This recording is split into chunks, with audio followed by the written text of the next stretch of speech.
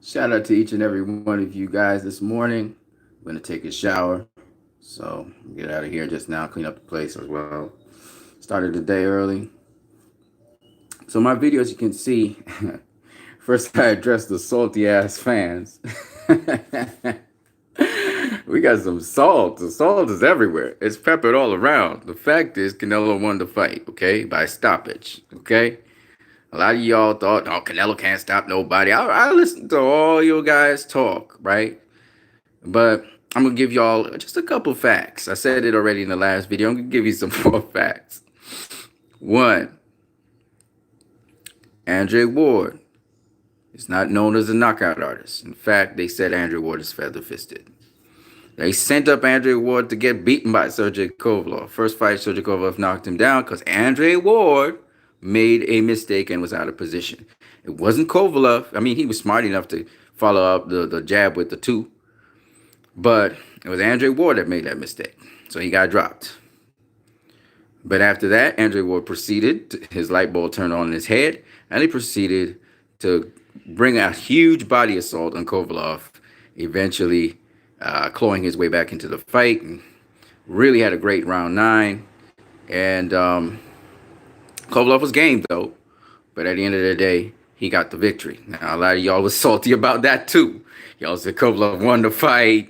You know, this salty people, salt everywhere. Andre Ward got a gift decision. Well, it was a unanimous decision by all 3 judges. They say it was America. That's why Kovalev was robbed and all of this stuff, right?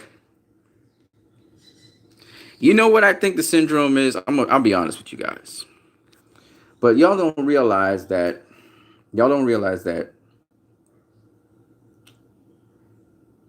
this flavor is going to continue onwards for a very long time.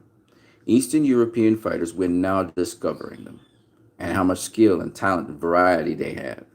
I thought about Dmitry Pirog, wonderful boxer. Lomachenko, wonderful boxer. Usyk, wonderful boxer. Vordik, wonderful boxer. Kovalev, wonderful boxer. Bidabiev, wonderful boxer. Bivol, wonderful boxer. I think we're discovering these fighters, and I guess it's kind of a, I don't want to use the word flavor of the month, but I think that it's so new to us, and just the way how they bring certain things to the table has wowed us. Oh, Gennady Golovkin, how could I forget him? Derevyanchenko. They bring certain things to the table that we haven't seen in boxing. And I think it's a beautiful thing. And I'm sorry for calling this fight a shit fight between Canelo and Kovalev, because Kovalev boxed so wonderfully and did the right things. But what could he have done to get the win? And this is I always look to try and beat a fighter that looks like he can't be beat. So I was thinking about how boxers out there could beat Canelo. And Kovalev showed us one of the ways to beat him, which is a combination of the things that we said Canelo has difficulty with. Kovalev was in a very competitive fight with Canelo, point-wise, that is. The fight was really going in Canelo's favor because he was still landing body punches. He was landing crisp, sharp head punches. Kovalev was landing shots on Canelo. A lot of y'all guys said that he was landing pity-pat punches as if he was trying to spar with Canelo. No. Those so-called pity-pat punches, you have to understand, Kovalev has heavy, heavy hands. He don't have to put heat on his punches to hurt you. Okay? We saw him hit Anthony R with a jab. He didn't, because Kovalev said, he even said, I didn't throw that jab very hard.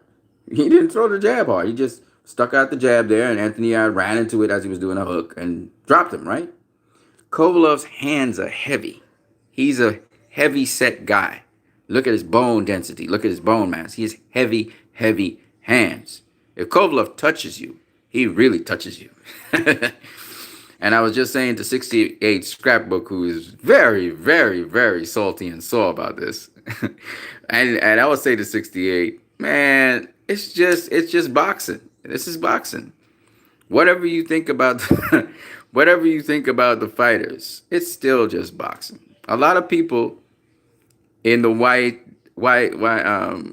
in the LDBC or people who are, well, 68 is not an LDBC, but some black channels, a lot of them are trying to tear down Canelo's achievement. And their argument has been for a long time that he's not pound for pound number one. Their major point is he's had close fights with fighters who were considered, the best of this era. And the other thing they say is he lost to Floyd Mayweather. They say also that the clenbuterol issue, and they say that he has the judges in his pocket. So these are the arguments, okay? And so he says he can never be pound for pound number one. And I don't know why. It reminds me a lot of wherein the whole boxing community and certain people in the boxing community who were jealous of Floyd, they said, he's not TBE. He cannot be TBE. I remember Larry Merchant saying the same thing. And I'm like, the dude did everything to be TBE. Why can't he not call himself TBE? And they were just adamant that this motherfucker could never be TBE. If I gotta go to Sugar Ray Robinson, if I gotta go to Joel Kazaki. I heard some people saying Joe Kazaki's a better fighter than him. I remember when I was on Pound for Pound Boxing Report, there was some dude, and he was saying that Vladimir Klitschko was undisputed, and Vladimir Klitschko is a better boxer than Floyd. I was like, what the fuck? I just kept quiet, though. I didn't say anything. I said, well, just check out my channel, Floyd Mayweather TV. In the meantime, many boxers and many trainers acknowledged that he was TBE. It was guys like Roy Jones Jr., who, Floyd really admired. Mike Tyson, Evander Holyfield, Sugar Ray Leonard. These were the guys speaking out and saying, no, Floyd is not TBE. He's not that. So, people went in on that. But they mixed up TB with the greatest so that, And I said to myself, and why am I recalling all this stuff with Floyd? Because the same thing is happening with Canelo. The same phenomenon. All right? Oh, he got the judges in his pocket. Floyd got the Vegas in his pocket. Right? Now, to be fair, there is actually some credibility to the way how fights are being scored with Canelo. There's a lot more controversial fights with Canelo than, well, they're about the same, actually. There's the Jose Luis Castillo fight. There was the not Miguel Cotto, what the fuck am I saying? There was the Marcus Maidana fight, and then there was the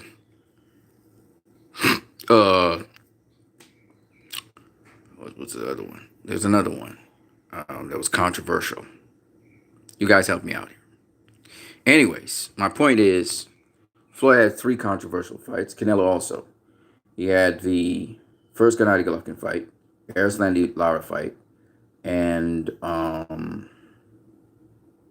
what was the third? I guess this fight, the Sergey Kovalev fight. I can't think of any other.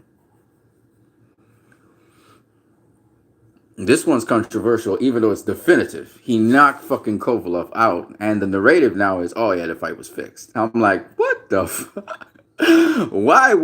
First of all, why would Sergey Kovalev abandon becoming the cash cow of boxing? Abandon, being high up on the pound for pound list, if not pound for pound number 1, pound for pound number 3, where Canelo was. Why would he do that? Why would his motivation be not to do that? Well, he fought in the fight against Canelo, but that was the instructions Buddy McGirt gave him. Buddy McGirt told him to do X, Y, and Z, and that's what he was doing. Buddy McGirt, way before that, was saying they're not trying to put a lot of leverage into their punches. They're trying to just touch Canelo, control him, and just let it be smooth instead of trying to put heat behind it. Because they learned from the Gennady Golovkin fight, especially the first one, when you try to throw heat behind a punch, you're not going to hit Canelo. You're not hitting him. He's got good enough defense to see, because when you try to, okay, so let me explain something to the people. When you throw a punch, the more powerful you throw a punch is the slower it's going to be. If you are just very, very relaxed and you just flick out a punch, it's faster than if you try to put some heat behind it. Okay? And there's certain setups for punches, power punches, so that if you know how your defense, you know to read the setup. And some will catch you by surprise, but you can always pick that up really quick and say, oh, so he throws the lead right. He doesn't telegraph anything, just throws the lead right. Okay, I gotta look out for that and catch that right. So, some of you fans are salty as fuck, man. Y'all are really salty to be creating these theories about a fight that was definitive. Now you could, man, you fucking fans are something, man. A definitive fight with a definitive win. Now the only way is to build this fucking theory that, oh, this fight was fake. It was choreographed. It's like a WWE. You know, Kovalev was supposed to be taken out in the 11th round. I mean, if that's what rocks your boat, fine. But like I said before, Andre Ward is not a power puncher. He had a 50% knockout ratio. Rocked Kovalev the same way, right? He got him out to the body, but he rocked him and he wobbled across the ring from an overhand right. Okay? Anthony Yard rocked Kovalev the same way. It was an overhand right. Elida Alvarez rocked Kovalev the same way. It was an overhand right with a left hook. That's how the beginning of the end happened. Canelo caught Kovalev with an overhand right. He obviously did his homework. And they were waiting for Canelo to get, tired enough. And it was there to be hit. He was there to be hit with that shot, and he got hit with it. All right? But it took Canelo a lot more punches to get Kovalev out of there. Now, a lot of people are saying, well, Canelo, he probably used steroids or some kind of PED. Maybe. But he happened to pass the VADA testing for the fight and for the year round. So if he's using that PED, he's really good at using PEDs. Because you don't know when VADA is going to come test you. They just call and they say, we're coming by. You're getting tested year round now. So I don't know. I mean, let's look at Dillian White. Dillian White got past VADA. So it's possible, right? It's possible because you got to pick up something, whereas VADA didn't pick it up. So it's possible. Okay? I'm a very real person. I'm not even trying to vouch for Canelo, but I'm just saying he was VADA tested. He came out of it squeaky clean. Okay?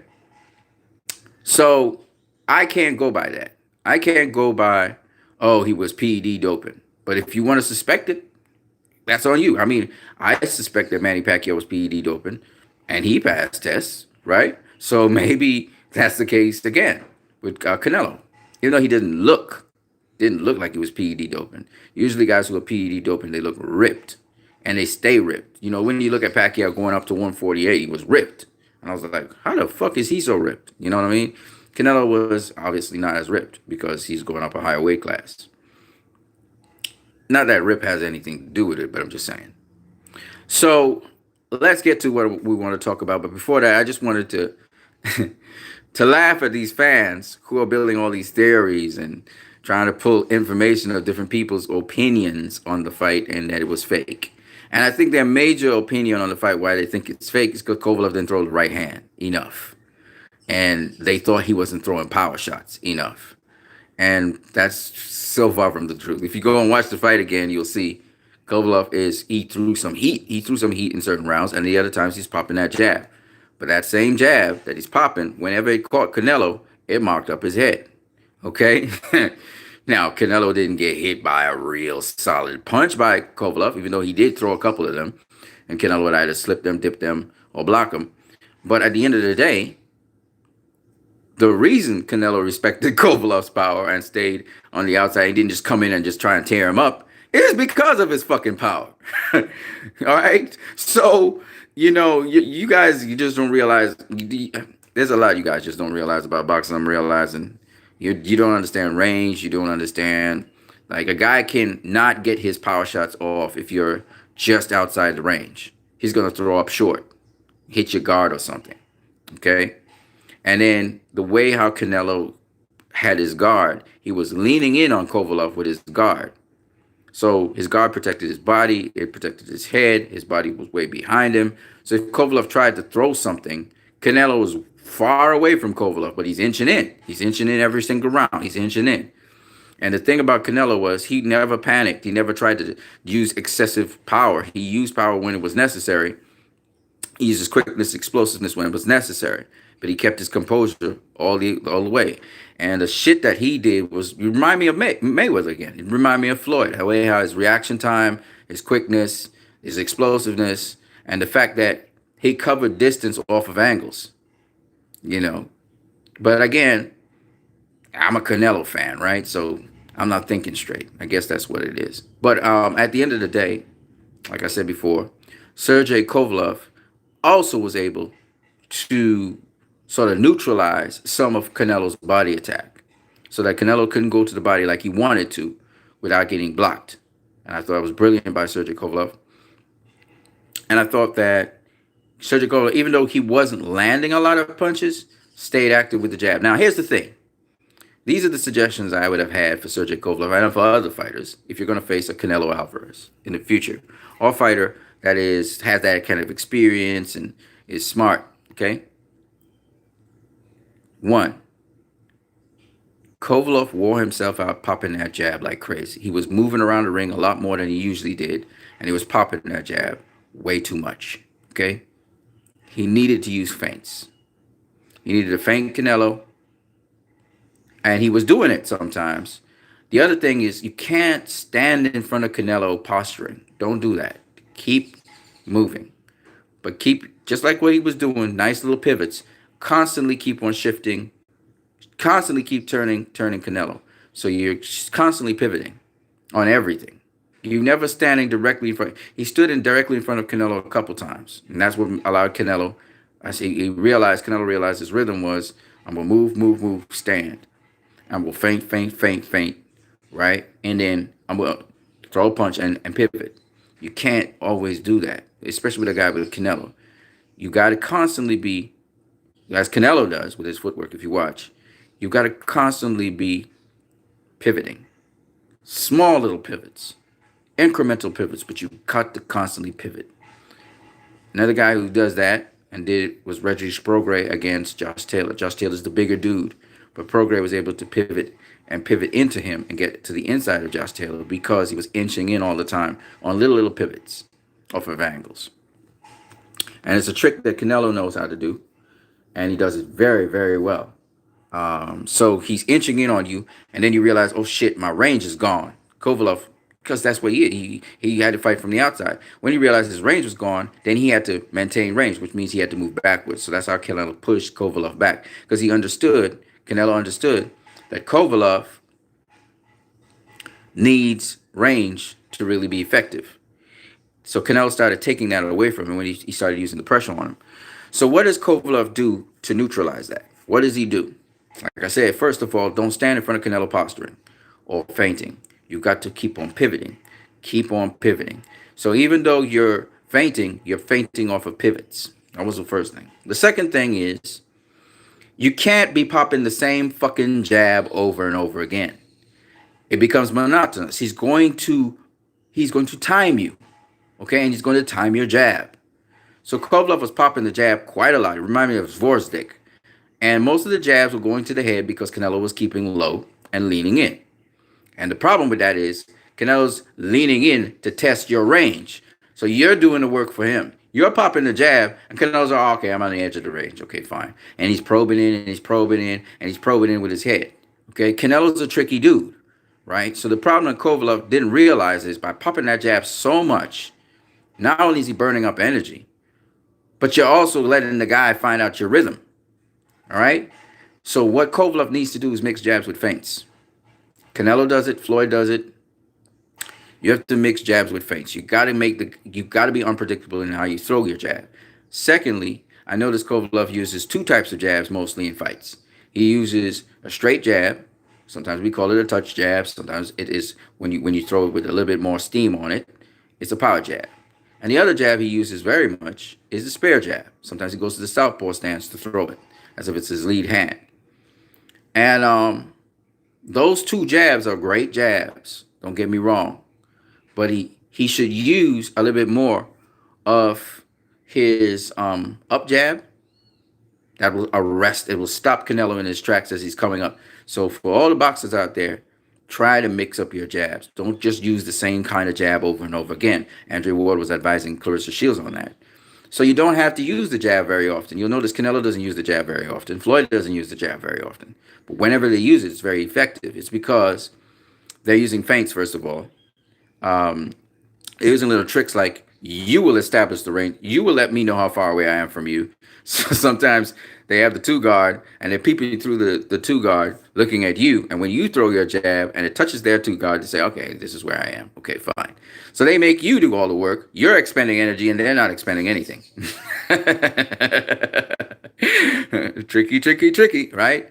So Kovalev, in my opinion, what he needed to do was mix up his jabs so they're not as predictable. The up jab is a beautiful one because it'll arrest the fighter in their tracks as they're trying to advance to you. And it comes from the hip, which Kovalev had right there. He had it, so he could have thrown the up jab. The other jab that I think he should have utilized, and he does throw up jabs. Kovalev, that's in his repertoire. He just didn't do them enough. You have to mix up your jabs. You can't just be. The other one that he does is he throws a jab from the southpaw stance. That means his lead hand is, I'm sorry, his power hand becomes his lead hand, and he jabs off to the side. I thought it was a beautiful jab to do because it's off the pivot. The problem with it is, after he throws that jab and leans off to the right, he sometimes decides to bounce away. Don't bounce linearly. Pivot.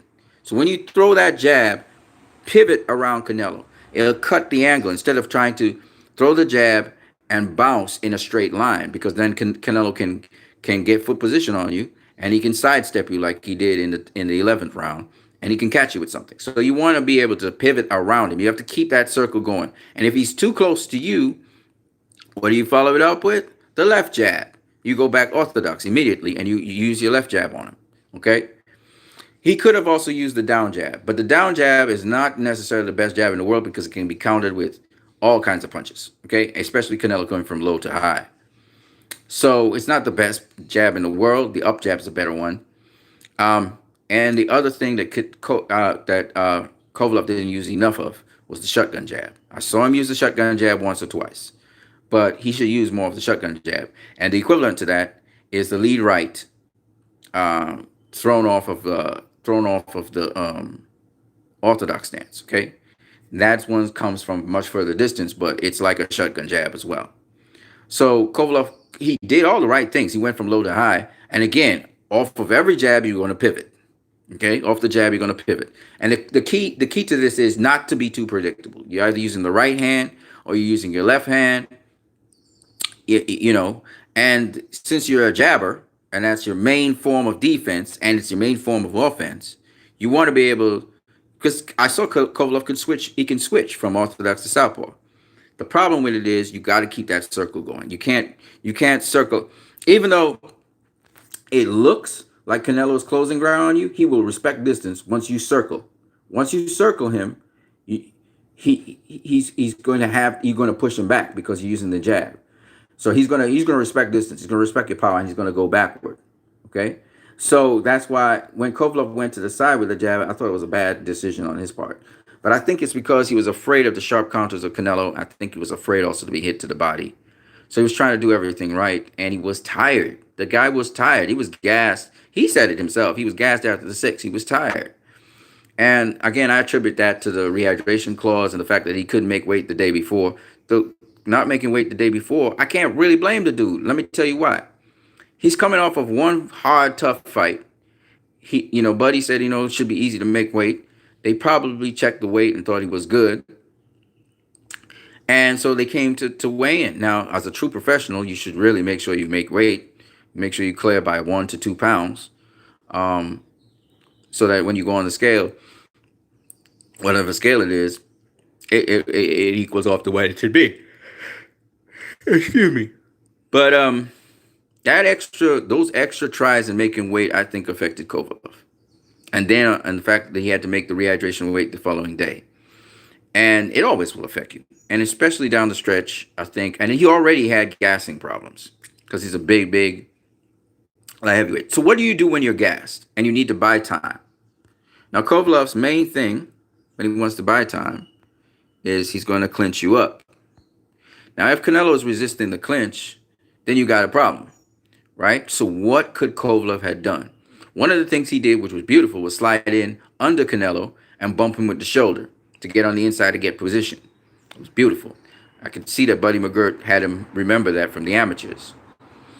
Unfortunately, the referee didn't see it that way. But once he doesn't push off with the forearm and he slides under into Canelo, the referee cannot Warn him for that. Okay. So what you want to do, slide under Canelo into the clinch. What he was doing was he had the high ground and Canelo would stay under him so that when he tried to come in and just clinch him on, around the arms, Canelo just forearm him off, right? He just run into Canelo's forearm and Canelo would easily just continue doing what he's doing because Canelo is the shorter guy. And when you're the shorter guy, you naturally got the positioning on the taller guy. So this was a chess match, and both guys made adjustments as the rounds went by, and I'll talk about it and how intriguing it was. But what I'm saying is, those are some of the things, because Kovalov's a jabber, but you can't be throwing those many jabs. You're going to burn yourself out. Against Elita Alvarez, it was the same thing. He was throwing a lot of jabs. He was throwing a lot of power. I've seen this with Vladimir Klitschko. I've seen this with a number of different guys. You can't be so active. He was very, very active against Canelo. And I think also the other thing that Buddy McGirt is trying to teach Kovalov, even though he was very calm and collect when he was outside the ring. We saw how relaxed he was. Inside of the ring, he was somewhat relaxed, but then he got kind of frenetic, and his composure wasn't quite what it needed to be. And that's because Kovalov's not used to that, really. Okay, he's not used to really keeping that kind of composure. Kovalov's used to being the guy in control. He's not used to being the guy that's pushed back all fight long.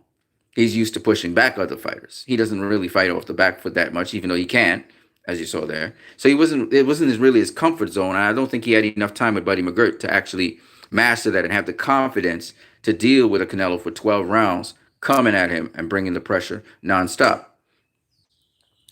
And if you think about Conor McGregor versus Floyd Mayweather, it kind of gives you that idea as well. Conor McGregor is a guy that will beat up fighters, but be coming forward. And Kovalov was used to being the bully. He was used to being the guy who had the power and everything to push back fighters. But as you can see, Kovalov's power against Elita Alvarez in the first fight, Elita Alvarez can handle it because Elita Alvarez had defense. And that's why, as much as the fight was going on, Elita Alvarez was landing those body shots on Kovalov. Yeah, Kovalov was putting in rounds, but Elita Alvarez was putting in work for a knockout later on.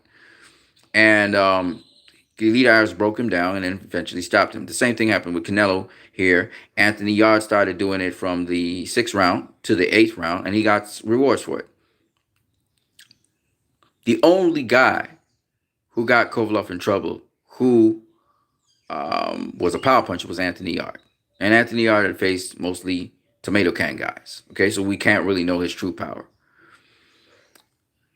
Elita Alvarez, 48% knockout ratio. The reason being, Elita Alvarez knuckles, they all were mashed up in his hands. Okay? But Elita Alvarez was able to catch him with the overhand rights, put him down, knock him out after body work. He was going into the body, and then he came up the top to the head. He was doing a lot of work in all the rounds. He was losing the rounds, but he was putting in work. Again, a lot of people think boxing is all about points. It's not. Canelo versus Amir Khan. Amir Khan won the first 2 rounds, sure. But after that, he was starting to slow down. Canelo put in the body work. All right, most Mexican fighters can go to the body. So my point being anyway, Kovalov was getting fatigued. Some of it was from Canelo. Not most of it was from Canelo, because I'll say again, Canelo is not this light heavyweight, tremendous Tyson that people are making him out to be just because he knocked out Kovalov. That was a systematic, skillful way of taking out an opponent. He didn't take him out with one shot like everybody's alleging. It was, and Capital of Combat, credit to them, realized that it was actually started by a right hand. And it wasn't a right hand by itself. It was a right hand in a combination. The first punch, the left hook, Kovalov actually defended that well. But the right hand he did not see, and it caught him, and it stunned him, and he staggered off to the side. The second right hand actually did not stun him. The second right hand he saw, and he was able to take it. So Canelo's power wasn't all that people making it out to be. It wasn't all that. It's just that he set up the knockout well, and he had been going to the body when he could. He was going over the top when he could. He's counter punching Kovalov where he could. And he was picking away at Kovalov, and Kovalov was getting tired. And eventually, Kovalov, what y'all call the pity pat punches that he was talking about, is mainly in round 11, where he was faded. So you could see he was faded. He was gassed. And, for multiple reasons. And because of that, Kovalev couldn't really keep off Canelo. Canelo was right up on him, actually. And he was trying to keep off Canelo by going southpaw and jabbing him and moving away, but Canelo was right up on him. And I mean, Canelo finished him, right? As we all know. And it was a devastating KO, not because Canelo hit Kovalev with anything hard per se, but it was because he got stunned with the left. That left that caught him when he didn't expect it. You know, it's the punches that you don't see that hurts you the most, right? So you have to understand, it's not about punching hard. A lot of people just don't understand boxing. Kovalev didn't punch Anthony Yarde hard. You know what I mean? He has heavy hands, but he didn't punch him hard. He just jabbed him. And Anthony Yarde ran right into the jab as he was hooking. The timing of the jab, the placement of the jab, is what knocked down Anthony Yarde. Anthony Yarde was already tired as well. See? So that's what took Anthony Yarde out the game. He said he was going to get up, but the ref kept him down, kind of like what happened with Danny Jacobs and Dimitri Pirog. But at the end of the day, even if he was going to get up, he probably was going to get badly damaged because even though he was in the fight and everything, he was getting tagged up with jabs at that point. So Kovalev is a guy who, Andre Ward called it. He told us, Kovalev would get stopped late, and he did. And Andre Ward said he had zero confidence in Kovalev because of, his health and fitness. But I got to say, he did a great job against Canelo. He showed that he could, answer Canelo. So there's another thing that Kovalev could do in future fights that will give him a great advantage over other fighters. We see that he's smart. We see that Buddy McGirt is very smart. They have a great game plan for whoever they're coming in front of. They came up short this time, but I think that the next time they're not going to come short because they're going to continue to work on the things. Kovalev needs to take a rest, but when he comes back, they're going to continue to work on things, the same things, as well as add some other things to his repertoire that, and when I say other things to the repertoire, recall to memory other things that he can do. And I think that's going to work in his favor. So the other thing I saw in the fight that he was doing, which I thought was really wonderful,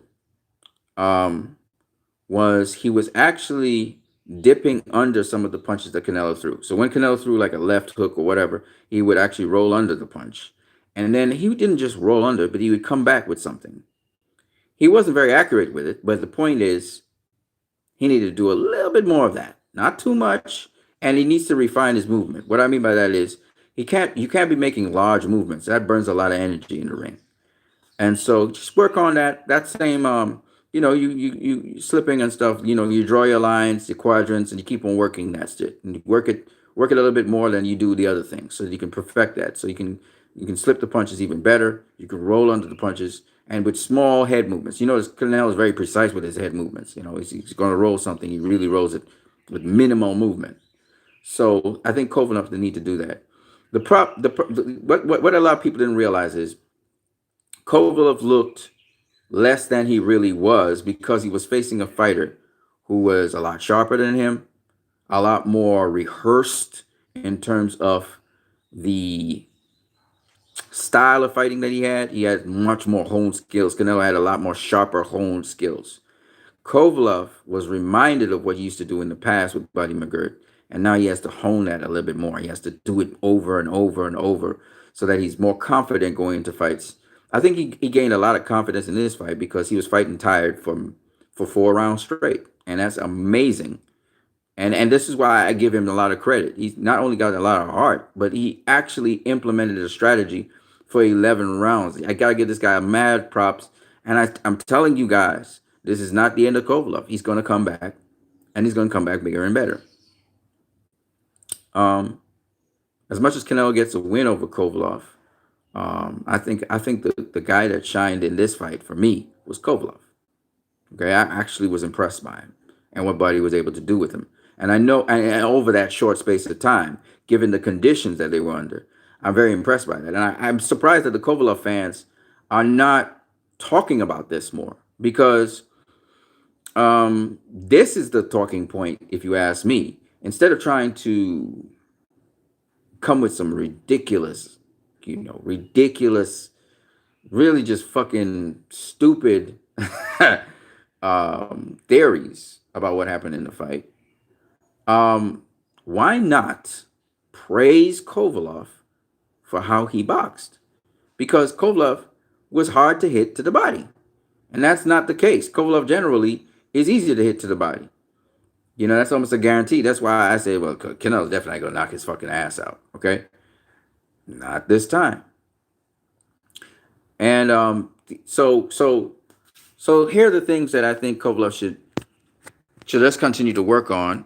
And even though he's going to be relaxing and retired, and I know he's not going to be necessarily doing anything that has to do with boxing for a while.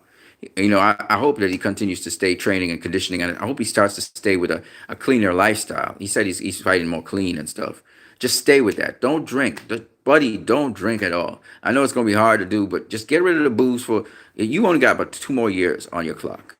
For 2 more years, just try and just not use alcohol. All right, you will be surprised how your life will be so much better. All right, I stopped using sugars. I stopped using alcohol, and but I never used to use alcohol. I love alcohol though. But it makes you younger, fresher, stronger. The only thing that I'm worried about with Kovalev is did any sort of injury to his brain happen? So that was my major problem. You know, the way how he slumped over after that punch, because he took a hell of a fucking left hook, okay, and you saw his whole head do like this, right?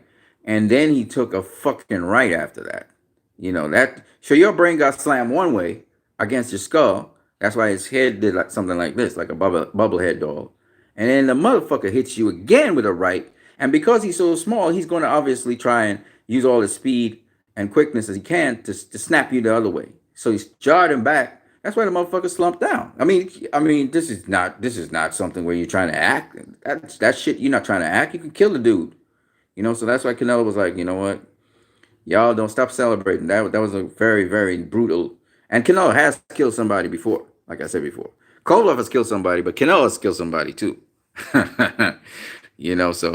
Canelo wanted to make sure he was okay. I remember when Canelo knocked the fuck out of Amir Khan. Again, he came to just make sure Amir Khan was okay.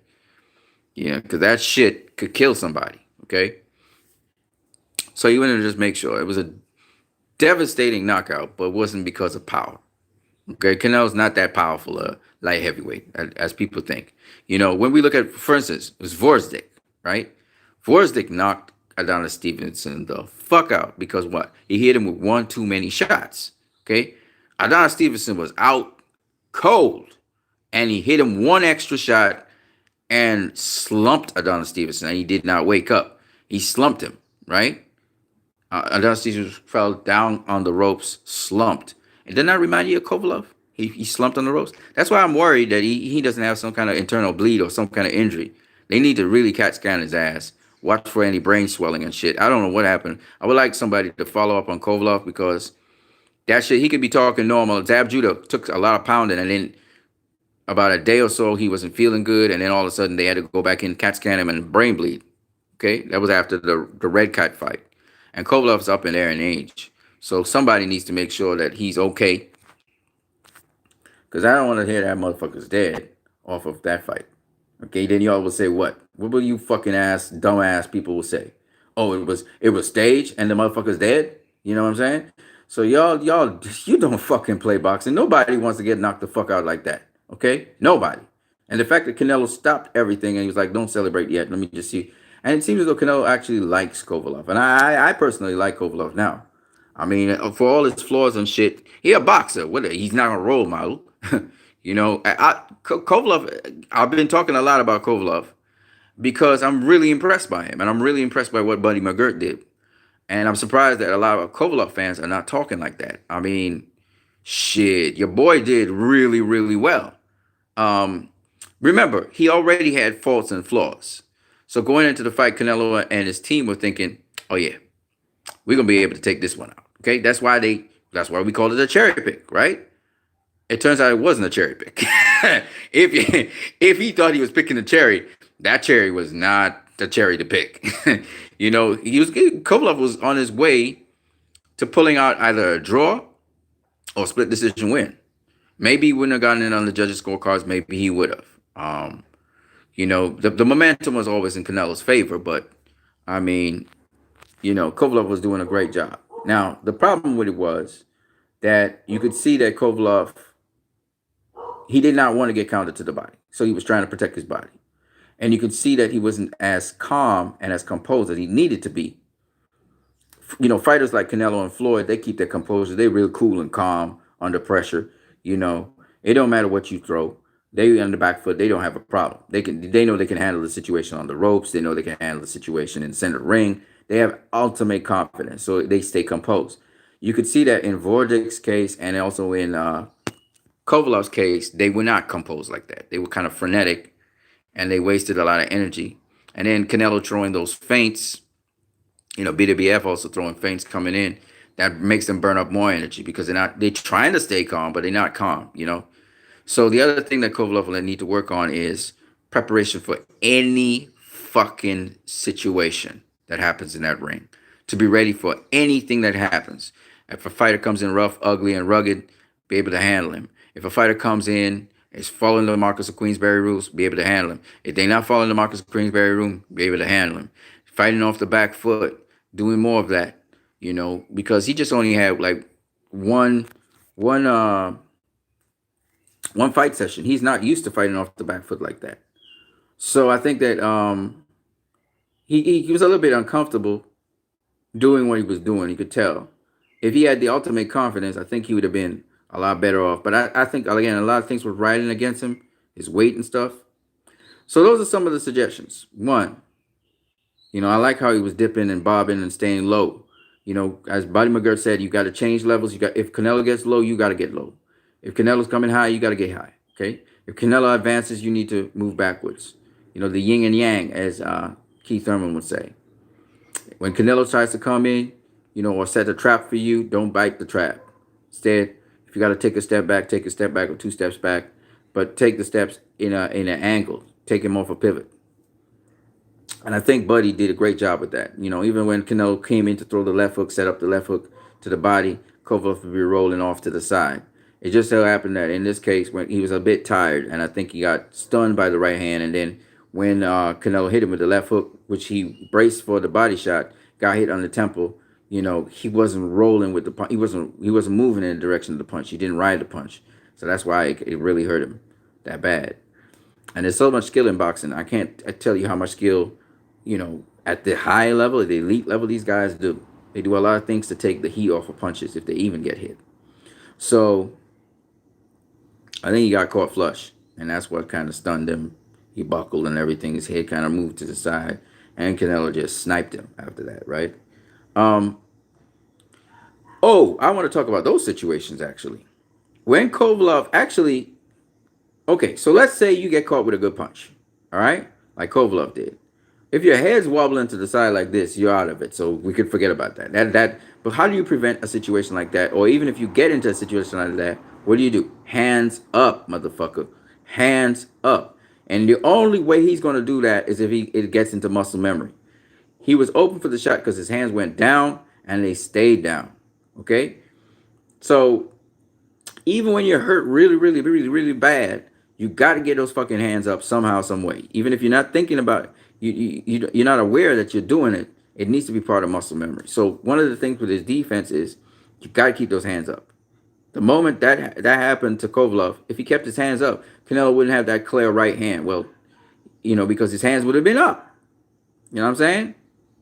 Canelo may have had to go to the body. But, that's something, again, it has to be part of muscle memory. So it wasn't something you could learn in a training session. But if he keeps on practicing, even when he's resting and stuff, he's just doing a little light shadow boxing, light little stuff while he's in his rest period, staying in shape, staying about 10 pounds to 20 pounds, 10 to 20 pounds north of 175, I think he's going to be okay. He needs to get a proper strength and conditioning coach too, to make sure that he's properly conditioned for the fights.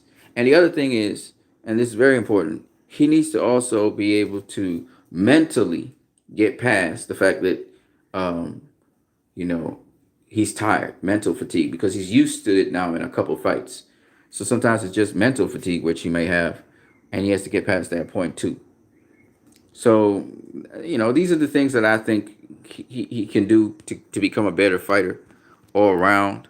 I thought that, if he had those tools in his bag, I think he had a better chance of pulling it out, getting a draw, or actually winning the fight. Hold on a second.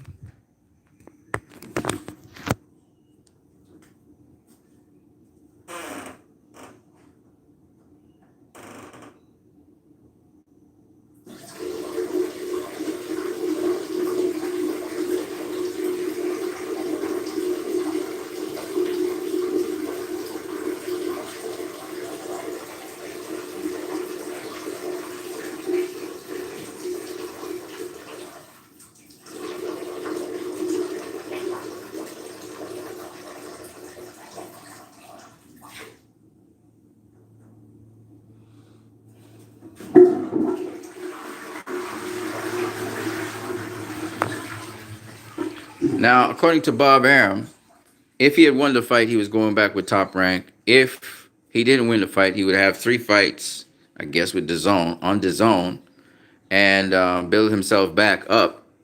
And then if he wins those 3 fights, I guess he can go back to Top Rank or whatever. But in my opinion, I think he still got stuff in the tank. It's just that because he's seen as a vulnerable heavyweight, a lot of people think that he's done, but I don't think he's done. I honestly don't think he's done. Um, Not the way how he boxed. If he was done, Canelo would have taken him out of there. You know, he'd have done a Terry Norris versus Sugar Ray Leonard. He'd have dropped him multiple times, and got him out of there. And like I said before, I didn't think that Canelo would have gotten out Kovalov, um, you know, um, with one punch, which he did not. He didn't get him out with one punch, right? Um, and but I expected the fight to go a little bit different. Okay, and that's what impressed me about Kovalov. Some people thought that Canelo would take him late, which did happen, but after I saw the weigh-in, I said that I don't see that happening. But instead, Kovalev actually was remarkably good in what he did. So those are some of the tips I have for Kovalev to win the fight. I think that, or win fights, period. And tips for other people who are facing Canelo Alvarez. You got to mix it up. Demetrius Andrade, he has the skills to be able to beat a Canelo, but skills alone is not enough. You have to use smarts. You have to have experience. You have to understand what these fighters like Canelo and Floyd bring to the table. Because what Demetrius Andrade is going to learn very quickly is he's facing a bigger Mexican version of Floyd Mayweather. So it's that interesting. And Demetrius Andrade is talking a lot, but it's chess, not checkers. So I hope he can, I hope he has that understanding of what he would be up against. And the Canelo I'm seeing, who constantly sort of revises and changes and brings things that you never seen him do to the table, I think that Canelo is a problem for anybody in any weight class. Um, at least from 154 to 175. And it's crazy because, Canelo reminds me of Floyd in that respect. That, again, multiple weight classes, higher weight classes this time. And he's doing it, man. He's doing it, and he's winning these fights. Now, do I think that Kovalev was the strongest light heavyweight out there? Hell no. I think Artur Beterbiev is better than him. Bivol, after seeing Kovalev fight there, I don't know. Kovalev put on a hell of a performance. And Dmitry Bivol doesn't really dip and stuff. He slips and gets to the inside. He uses his footwork to get angles to get to the inside, which is very good, but he don't really move his upper body like that. He does a little bit of it, but not a whole lot. So it'll be interesting seeing Bivol face Kovalev. And of course, he can knock out Kovalev because guys with lesser punching power and stuff have knocked out Kovalev. But with Kovalev, with that savvy that he has, I don't know, man. I don't know. I don't know. That would be an interesting fight to see. And I think the zone is going to give us that fight. I think we're going to get Bivol versus Kovalev. Maybe next. Depends. Maybe Bivol will face Beterbiev early next year. And then after that, maybe he may face Kovalev, you know, because Bivol and Kovalev are both on the zone. So that's an easy fight to make. So, with respect to any other thing, so I was just recapping.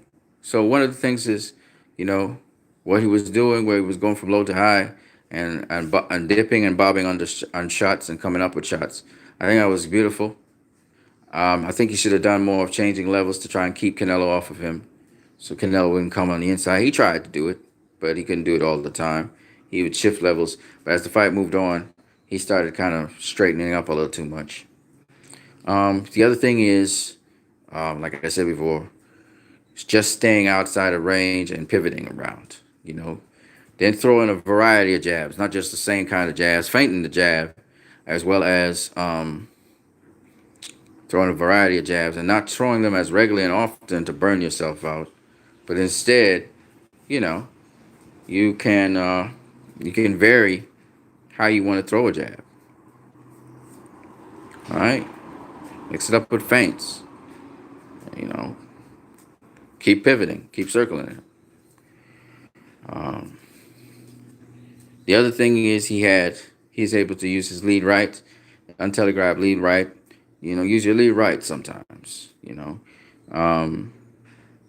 Use your southpaw stance sometimes.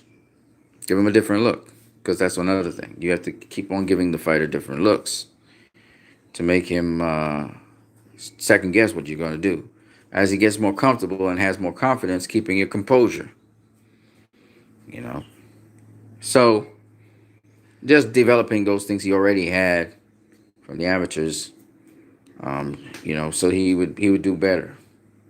And then he could box guys like BWF. He could box guys like Bivol and actually beat them. You know, because he has a number of other tools, and he's quite athletic. His feet. Oh, don't stand in front of the opponent too long, feinting on him. Don't feint an opponent by standing in front of him. Use small little pivots. Always be shifting. Always be shifting your body. Small little pivots. It might appear that you're standing in front of the person, but you're not. You're pivoting all the time. That's very important to creep into position. And he doesn't really use virtual distance, so we're not going to be able to teach him that right there and remote footwork. He does kind of use it, but not really.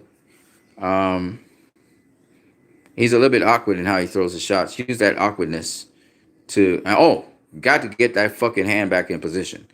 He throws the right, he's open for the left hook. He never pulls his right hand back to protect his face. So he needs to, and that's why Canelo was able to catch him actually as well.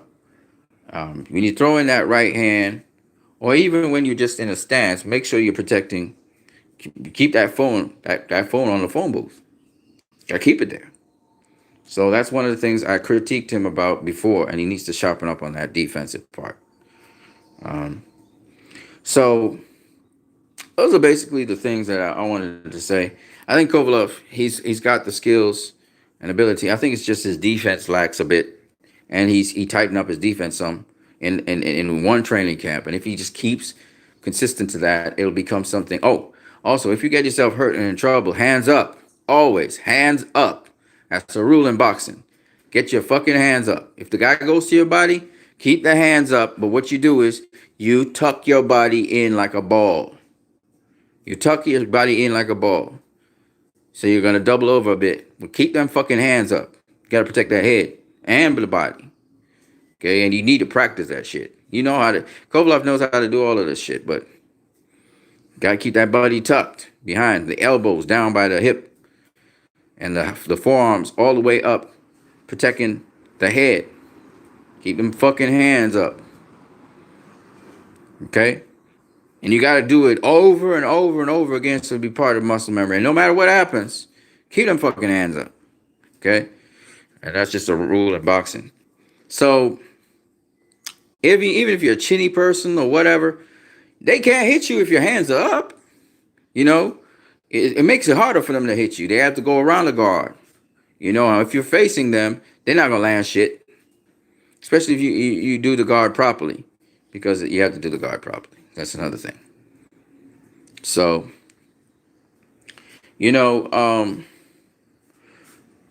Kovalev lost that fight for those reasons.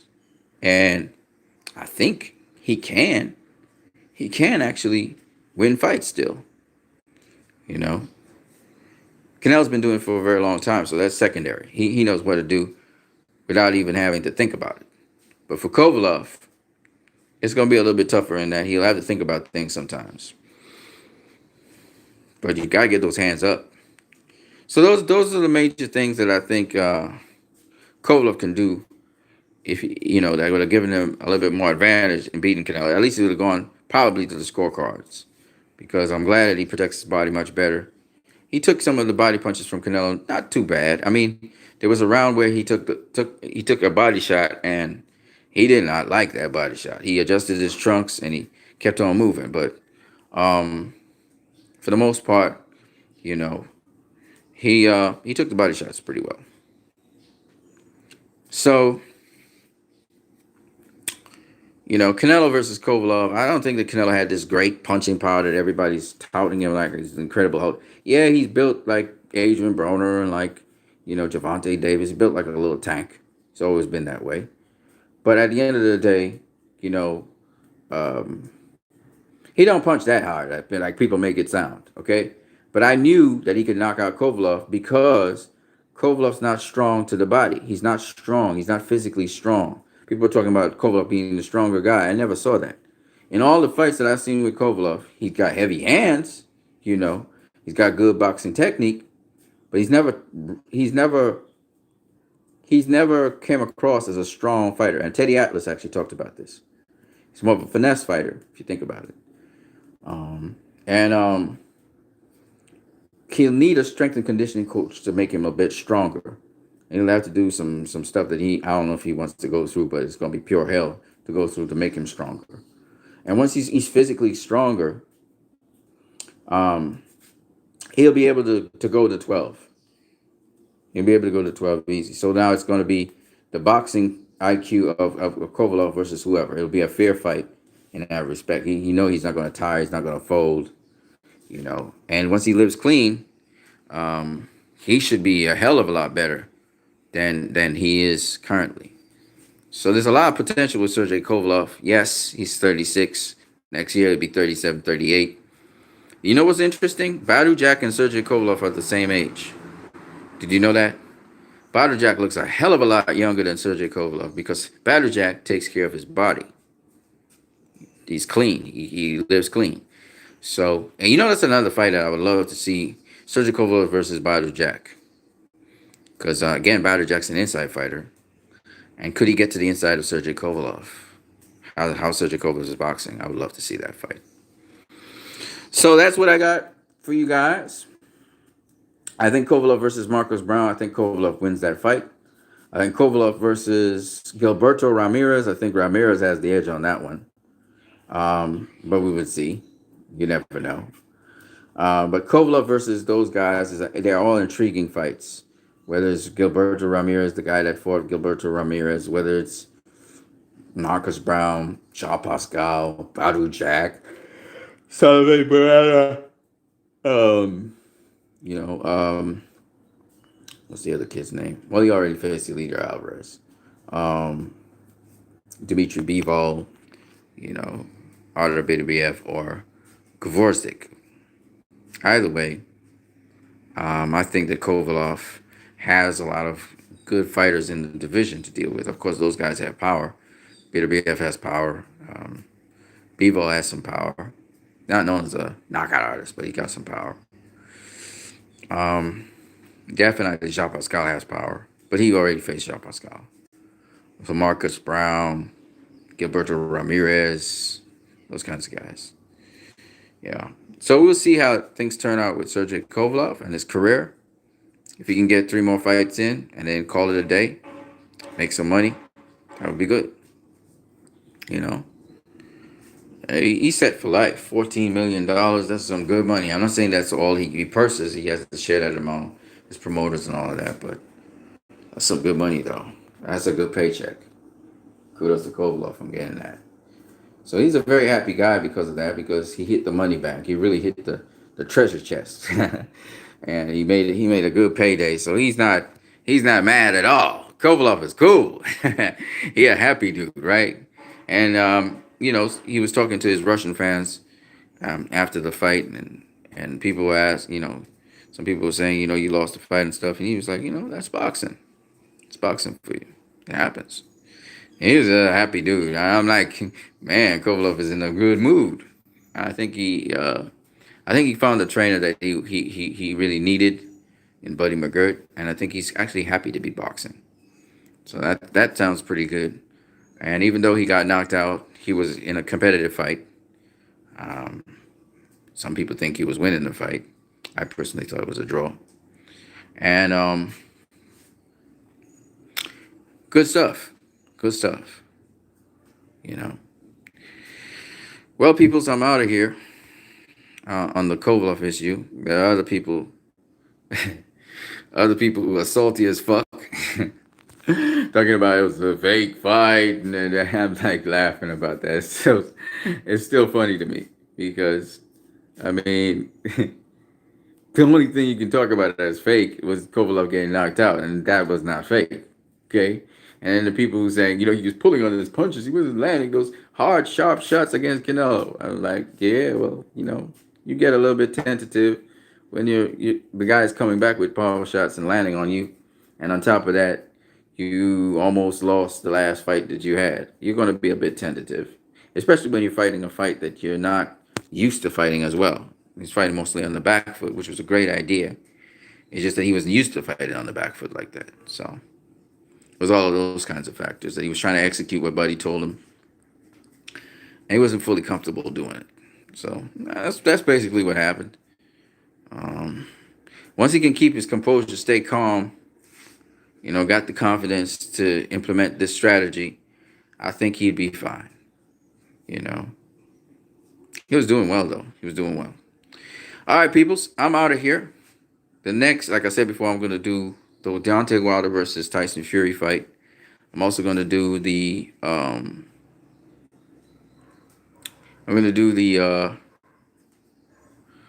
Canelo versus Triple G fights. I'm trying to get these things out of my way today. And I'm also going to I might as well do the Kovalev versus Canelo fight, the Derevyanchenko versus the Triple G fight. I'm going to try to do a bunch of fights today. All right. Call them and then call that a day. All right, peoples. Anything else you guys want me to talk about, let me know. Peace. It was nice talking with you guys. I'll catch you guys later.